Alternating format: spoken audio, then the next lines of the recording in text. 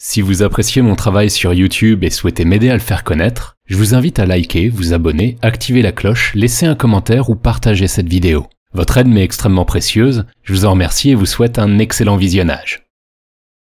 Oh oh oh, c'est bientôt Noël! Ah, Noël, cette fête merveilleuse où un barbu en traîneau débarque chez les gens pour offrir des cadeaux aux gentils et envoyer du charbon à la tête des méchants.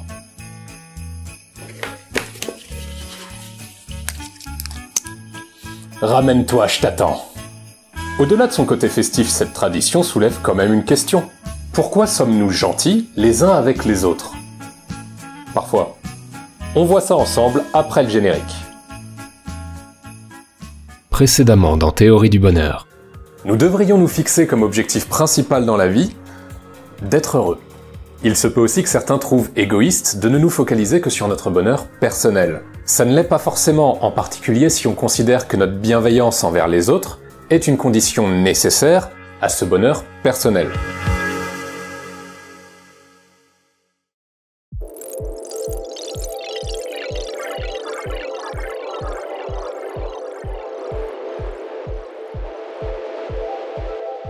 Dans cet épisode et ceux qui vont suivre, on va parler de la bienveillance.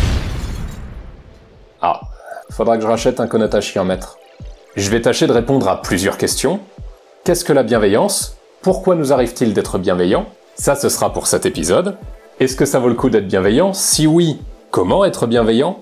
Comment recevoir la bienveillance? Ça, ce sera pour les épisodes suivants. On commence avec un peu de vocabulaire. J'appelle bienfait une action désintéressée, c'est-à-dire une action qui ne sert non pas notre propre intérêt, mais celui des autres. Autrement dit, au lieu d'employer nos ressources à poursuivre nos objectifs, nous en dépensons pour permettre à d'autres d'atteindre les leurs.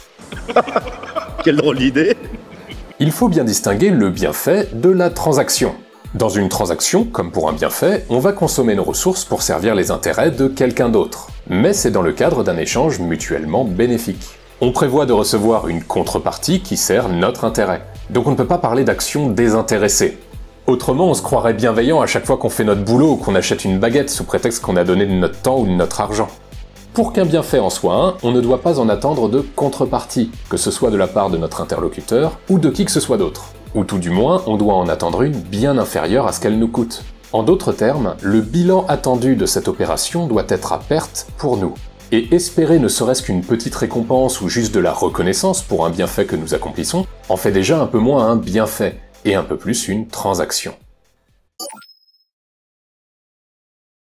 La bienveillance, c'est notre intention libre et sincère d'accomplir des bienfaits. Attention, la distinction est importante. Je n'ai pas dit que la bienveillance résidait dans les bienfaits, mais dans notre intention de les réaliser. Imaginez que je vous vende une poule 10 fois son prix en vous faisant croire qu'elle pond des œufs d'or. Une fois en votre possession, à ma grande surprise, elle se met réellement à en pondre, et vous devenez très riche. Ok, j'ai fait une transaction à perte dont vous bénéficiez, mais on ne peut pas dire que j'ai été particulièrement bienveillant avec vous, puisque mon intention initiale était de vous escroquer. A l'inverse, si vous offrez un bouquet de fleurs à une personne, et que pas de bol, ça déclenche chez elle une crise d'allergie. Ça reste de la bienveillance, puisque votre intention était de lui faire plaisir. Dernier cas de figure à propos de la notion de contrepartie cette fois. Si vous chassez les agresseurs d'une personne dans la rue, et que cette personne s'en trouve si reconnaissante envers vous, qu'elle vous offre carrément, disons, une voiture. Vous recevez alors une contrepartie énorme, mais que vous ne cherchiez pas du tout à obtenir par votre intervention. Ça n'enlève donc rien à votre bienveillance, puisque votre intention était uniquement de secourir cette personne. En résumé, comme dit l'expression, c'est l'intention qui compte. Mais ça nous empêchera pas quand même de voir d'ici quelques épisodes comment empêcher que nos bienfaits se retournent contre nos intentions. J'en avais parlé à l'épisode 11, l'entraide est à la base de toute société efficace. Au moyen de transactions, un collectif d'individus peut répondre aux besoins de chacun, en mettant en commun leurs compétences et leurs ressources. Mais notre entraide ne se limite pas qu'à des transactions. On constate aussi que nous échangeons spontanément des bienfaits. L'existence des associations caritatives, ou même de la mendicité en sont la preuve, puisqu'autrement elles ne rapporteraient rien, et nous ne serions jamais mis à contribution non plus par nos amis pour les aider à déménager, en échange d'une succulente bière chaude partagée au milieu d'un appartement vide.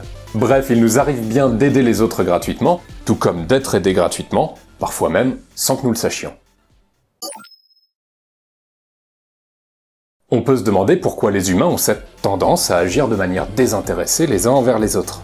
Une première raison tient à notre éducation. Nos parents nous enseignent d'être bienveillants et nous enseignons à nos enfants de l'être à leur tour. Certaines institutions nous l'instruisent également, comme à l'école ou dans la plupart des cultes religieux qui encouragent la charité. Il y a aussi ce qu'on appelle la courtoisie, qui est un ensemble de comportements bienveillants généralement attendus en société, comme de se saluer, de tenir la porte à la personne derrière soi, de se lever pour laisser son siège aux personnes âgées dans les transports. Si, c'est en voie de disparition, mais je vous assure, ça existe toujours. Nos coutumes comme Noël, Thanksgiving ou même les anniversaires sont des occasions auxquelles nous sommes appelés à être bienveillants envers les autres. Et pareil encore avec notre imaginaire collectif. On a plus coutume dans nos fictions de voir le gentil gagner à la fin plutôt que le méchant. Mais toutes ces raisons ne sont qu'intermédiaires, elles n'expliquent pas fondamentalement ce qui pousse naturellement l'être humain à être bienveillant. Peut-être vous sentez-vous très mal à l'aise en regardant cette vidéo d'un cinglé qui se balade sur une grue sans aucune protection à plusieurs centaines de mètres au-dessus du sol. Personnellement, j'ai horreur de ce genre de vidéo. Rien qu'en la regardant, j'ai la paume des mains qui transpire. Allez, je la vire. Pourtant, objectivement, quand on voit cette vidéo, on ne court soi-même aucun danger. Alors pourquoi notre corps réagit-il comme si c'était nous qui risquions de glisser et de nous éclater au sol? Ah bah d'ailleurs, un petit peu comme à la fin de la vidéo, là, regardez. Hop! Non, je déconne, évidemment, il n'y arrive rien du tout. Si cette vidéo nous met si mal à l'aise, c'est parce que nous nous représentons mentalement à la place de l'individu que nous observons. Nous ressentons alors partiellement ce que nous ressentirions si nous y étions pour de vrai. Ce mécanisme s'appelle l'empathie, et c'est loin d'être un concept abstrait. Il s'agit bien au contraire d'un fonctionnement naturel de notre corps. Les neurosciences l'expliquent en partie par l'activité de certains de nos neurones, appelés neurones miroirs. Ces neurones s'activent de la même manière quand nous faisons une action nous-mêmes que quand nous observons quelqu'un faire cette même action. Ça ne marche pas qu'entre humains. On a observé en laboratoire le cerveau d'un singe s'activer de la même manière quand il attrapait de la nourriture que quand il observait les chercheurs attraper de la nourriture. Pour la petite histoire d'ailleurs, c'était une expérience accidentelle, et c'est grâce à ça qu'on a découvert l'existence des neurones miroirs en 1992. Et ce n'est pas tout. Du fait de notre capacité à humaniser les choses inanimées, nous sommes également capables de développer de l'empathie pour des objets ou pour des plantes. Oh, pitié, non, j'ai une famille. À noter enfin que si la plupart des gens sont capables d'empathie, tous les individus n'y ont pas la même sensibilité. Elle peut largement varier, sur un spectre allant de l'absence totale d'empathie à l'hypersensibilité. Du fait de notre empathie, nous ressentons partiellement l'effet des bienfaits que reçoivent les autres. À moins de détester une personne ou d'être rongé de jalousie pour elle, on prend généralement plaisir à la voir prendre plaisir. C'est d'ailleurs la base de l'industrie pornographique quand on y pense, qui du coup n'existerait pas sans l'empathie. Et donc, lorsque nous prodiguons un bienfait à une personne, nous en retirons de la satisfaction à deux titres. D'une part, nous partageons un peu de sa satisfaction à elle grâce à notre empathie, d'autre part, nous nous gratifions de savoir que c'est nous qui la lui avons offerte. Et voilà ce qui nous pousse à être bienveillants. Nos comportements les uns envers les autres changent dans les environnements moins favorables à l'empathie, comme sur la route, où on ne voit pas directement l'humain au volant des autres voitures, ou sur Internet, où on ne voit pas directement l'humain derrière l'écran.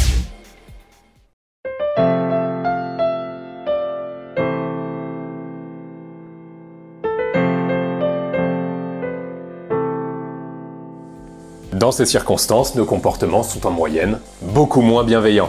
Ce qui montre bien que même si l'empathie n'est pas la seule explication à notre bienveillance, elle joue quand même un rôle prépondérant. Du coup, tout ça c'est bien beau, mais au-delà du fait qu'on nous a éduqués à l'être et que l'empathie nous y pousse, est-ce que ça vaut vraiment le coup la bienveillance? Autrement dit, peut-on justifier objectivement qu'il soit préférable d'être bienveillant? Je vous laisse y réfléchir pour l'instant, et je proposerai bien sûr une réponse à cette question au prochain épisode. Et de 21. Blackjack.